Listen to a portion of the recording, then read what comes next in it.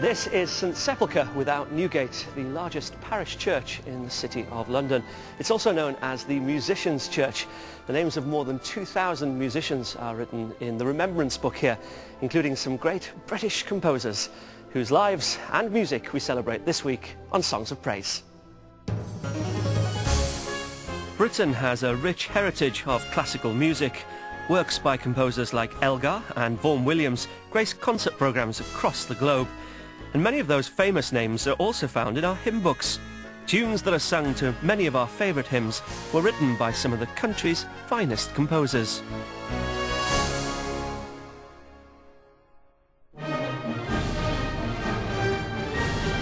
Sir Henry Wood started his musical career here at St Sepulchre's when he was appointed assistant organist at the age of just 14.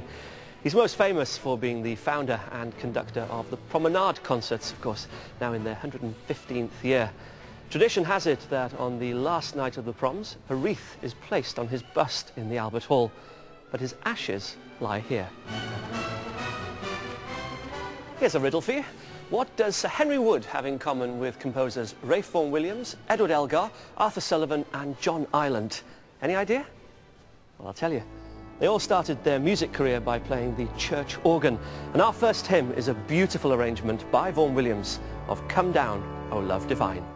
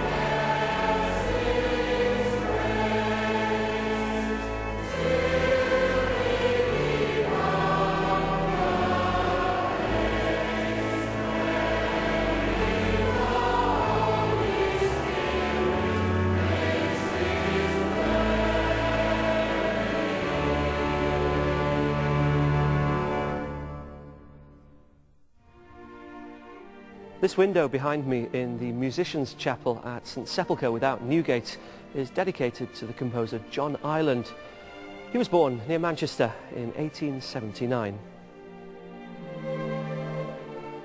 He was born in Bowden, which coincidentally is where I was also born, so a nice connection there. He decided at the age of 14 he was going to take himself off to the Royal College of Music. And that really started off his musical career, and he started to produce wonderful musical works. Quite often in the early days they were chamber works, but of course he was very much involved in the church, and he was being an organist. That was a very good way of earning extra pence or shillings in a week. And eventually he went to St Luke's, Chelsea, which was the church really where he spent a lot of time and wrote most of his church and organ music. He was a man of faith, wasn't he?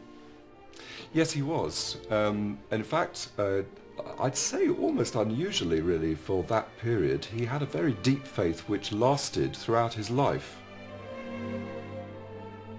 When a major world crisis like the destruction of the Twin Towers has really seriously challenged people's views, I think there were a lot of composers writing in the early 20th century, of course, who felt that the First World War was that similar moment of watershed. A lot of composers lost their faith.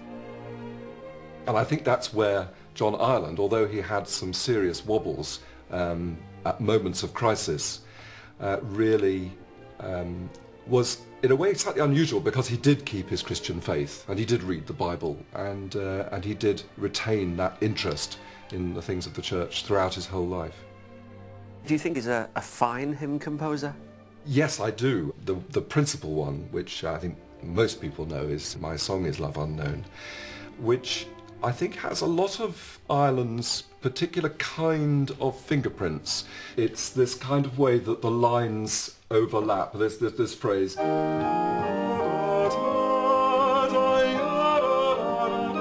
a lot going on there. It's almost like two hymns, isn't it? Yes, and I think it's one of those tunes that sort of makes you want to sing it. It's always interesting when I go to church and I look at the list of hymns, my heart either rises or sinks depending on what the list is. It rises when I see that. It certainly does, yes.